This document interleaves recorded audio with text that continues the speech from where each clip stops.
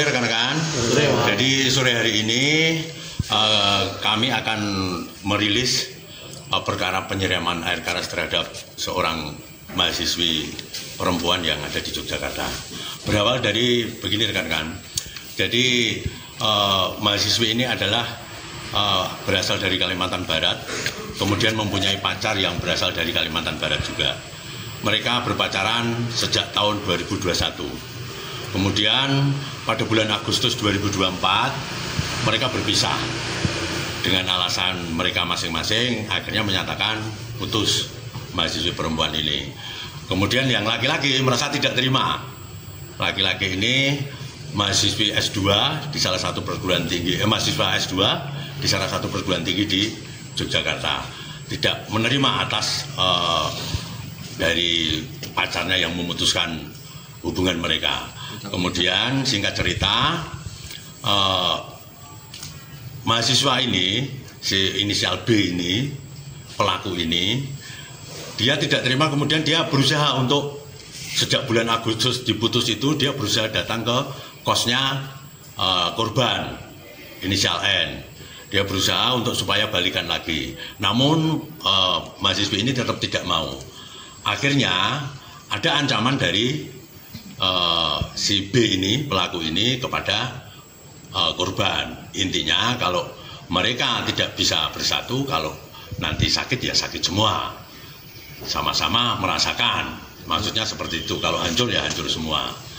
Kemudian karena tetap tidak mau, akhirnya pada tanggal 12 Desember 2024 si pelaku inisial B ini memposting di akun Facebooknya dengan postingan bahwa membutuhkan orang yang mau bekerja apa saja. Nah, kemudian selang beberapa jam ditanggapi oleh pelaku kedua. Ini sama-sama tidak kenal ini. Pelaku kedua inisial S, dia menanggapi pekerjaannya apa. Nah, kemudian akhirnya dia komunikasi melalui WA dari Facebook itu, kemudian melalui WA. Kemudian baru dijelaskan, si B ini, mantan pacarnya ini, dia membuat cerita bahwa seolah-olah dia dia ini seorang perempuan bernama Senlung. Nah, dia bernama Senlung, membuat cerita dia dikhianati oleh suaminya. Dikhianati oleh suaminya. Seorang pelakor gitu, istri dikhianati oleh seorang pelakor. Akhirnya dalam komunikasi mereka sejak tanggal 12 Desember itu disepakatilah untuk melukai pelakor itu. Pelakor ini adalah korban yang dimaksud. Jadi pelaku mantan pacar ini membuat cerita seperti itu. Kemudian eksekutornya ini yang menanggapi melalui Facebook tadi, kemudian WA-an tadi, minta uang 7 juta. Disanggupi oleh mantan pacar, oleh B, disanggupi 7 juta. Namun uang 7 juta itu akan digenapi setelah eksekusi dilaksanakan. Tapi sebelum eksekusi dilaksanakan, eksekutor ini, inisial S ini, yang selaku eksekutor menyiram itu, dia minta uang operasional dulu. Teknisnya penyerahan operasional, jadi pelaku mantan pacar ini, si B ini, dia berusaha menutupi jati dirinya. Dia tidak mau ketemu langsung. Jadi uang yang diberikan juga tidak mau ditransfer. Dia COD di suatu tempat. Uang itu dibungkus plastik, ditaruh di suatu tempat, kemudian diambil oleh eksekutor. Sebanyak 6 kali, kurang lebih jumlahnya 1.600.000. Termasuk untuk pembelian air keras, pembelian jaket, Gojek, itu untuk pelaku. Akhirnya sebanyak 6 kali juga si eksekutor ini datang ke tempat kos korban. Tempat kos korban ini juga diberitahukan oleh si B tadi, mantan pacar tadi. Untuk ke survei ketiga, keempat, kelima itu sebetulnya sudah mau dieksekusi, mau disiramkan air keras itu. Tapi ternyata korban tidak ada di kos sampai 3 kali itu.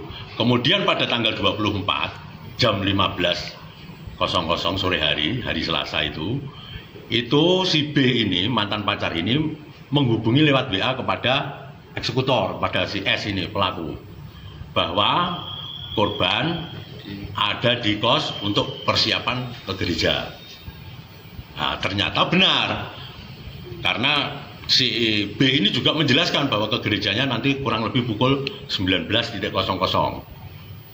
Entah dapat informasi dari mana, akhirnya benar, pelaku datanglah ke situ jam 18.30. Sampai di depan pintu kos korban, itu pelaku, karena pintunya kos itu agak terbuka, pelaku langsung membuka pintu itu dan melihat si korban itu sedang selesai mandi. Selesai mandi menggunakan handuk sedada gini, langsung tidak ada kata apa-apa, langsung disiramkan air keras itu. Dan terkena muka dan sekujur tubuh. Kemudian korban teriak keras, akhirnya pelaku langsung lari. Pada saat datang itu pelaku menggunakan sepeda motor, kemudian menggunakan jaket Gojek, menggunakan masker, jadi tertutup. Akhirnya setelah dia lari, korban ditolong oleh masyarakat. Kemudian dari tempat kos itu kejadiannya di TKP di daerah Godokusuman, daerah Mbaciro. Setelah itu kita tangani, kami datang ke TKP dan juga datang menemui korban. Saat itu korban masih nangis dan bisa diajak komunikasi sedikit-sedikit. Jadi kemudian setelah kita mendapatkan data dari korban, kemudian dari teman-temannya korban, kita bisa mengarah ke pelaku tadi. Pelaku tadi awalnya tidak mengakui karena dia memang sengaja ini direncanakan supaya mengaburkan, direncanakan secara terencana betul ini. Setelah itu kami mendapatkan komunikasi dia melalui HP satunya, walaupun saat kami amankan si mantan pacar ini, dia membuang HP-nya itu. HP-nya itu dibuang di gudang, sebelah gudang. Namun setelah kita lakukan penggeledahan, kita dapatkan HP dan kita temukanlah di HP itu komunikasi dia dengan eksekutor.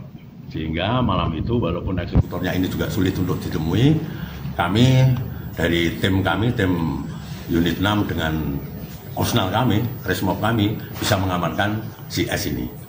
Saya kira itu cerita lengkapnya rekan-rekan. Berarti S itu kan beraksi sendiri ya Pak ya? Sendiri. Itu air kerasnya itu yang beli B atau S yang belanja sendiri? Baik, begini. Jadi karena si S ini kan minta uang operasional kepada si B. Akhirnya diberi sampai 6 kali tuh, 200, 300, ada 400 yang nilainya totalnya 1.600.000. 1.600.000 dia yang beli. Dia belinya di daerah Malioboro, di salah satu toko kimia. Dia belinya 1 liter, kemudian dia menggunakan gelas jumbo itu, gelas jumbo plastik boba itu, tapi double. Kemudian waktu dia nyiramkan, itu dia sininya kena tetesan juga air keras. Makanya tersangka itu sininya melepuh di jari-jari ini, di jempol ini. Jadi dia beli sendiri. Itu sudah dipersiapkan sebelum dia survei. Dia sudah mempersiapkan air kerasnya itu. S itu pedagang burjo ya Pak? Profesi sehari-hari? Pengakuannya seperti itu, tapi ternyata dia hanya serabutan. Dia bukan asli pedagang burjo. Setiap dia mengaku ke teman, ke istrinya, itu dia selaku pedagang burjo. Tapi pedagang burjo di mana juga nggak ada. Berarti S sama B itu ketemu setelah ketangkap ini ya Pak? Dia baru ketangkap ini. Karena si B ini dia sudah merencanakan betul. Jadi menutupi jati dirinya. Makanya dia mengaku sebagai seorang perempuan. Shenlung namanya. Itu dia nggak pernah komunikasi lewat suara, tapi selalu dengan WA. Itu. Berarti yang ditangkap pertama? Yang ditangkap pertama si B. Si B. Jadi begini ceritanya, setelah kita mendatangi korban sempat bisa kita ajak komunikasi sedikit bahwa dia merasa pernah diancam oleh mantan pacarnya. Kesempatan pertama kami carilah mantan pacarnya itu dan kami dapatkan. Kemudian teman-temannya dia di kos, kita minta keterangan, kok katanya punya HP 2 tapi yang satu katanya hilang baru saja. Kami semakin curiga, kemudian baru kita temukan HP itu disembunyikan di dekat gudang. Luka bakar korban sendiri sampai berapa? Jadi korban wajahnya kena, tangan, dada, karena waktu disiram kan dia cuma pakai handuk selesai mandi karena mau rencana memang persiapan mau ke gereja jam 7. Jadi kenapa ini kok si B ini kok sampai tahu? Mungkin ya kita tidak hanya dugaan aja lah. Mungkin ada informasi kenapa itu bisa sampai tahu jam 7 mau ke gereja, mau melaksanakan malam Natal itu. Jadi seperti itu. Jadi 1 liter air keras itu disiramkan? Tidak. Jadi begini, setelah 1 liter itu dapat satu kaleng anu itu ya, kaleng 1 literan itu. Kemudian dia bawa gelas yang jumbo itu, yang untuk es teh itu, kemudian dia dimasukkan itu masih sisa, yang itu sudah ini ditutup lagi dibawa pergi. Akhirnya jaket mantelnya dia kan pakai mantel juga, kemudian gayung yang untuk anu itu sama sisa air keras itu dibuang di jembatan UGM itu yang mau ke KM Sangaji itu.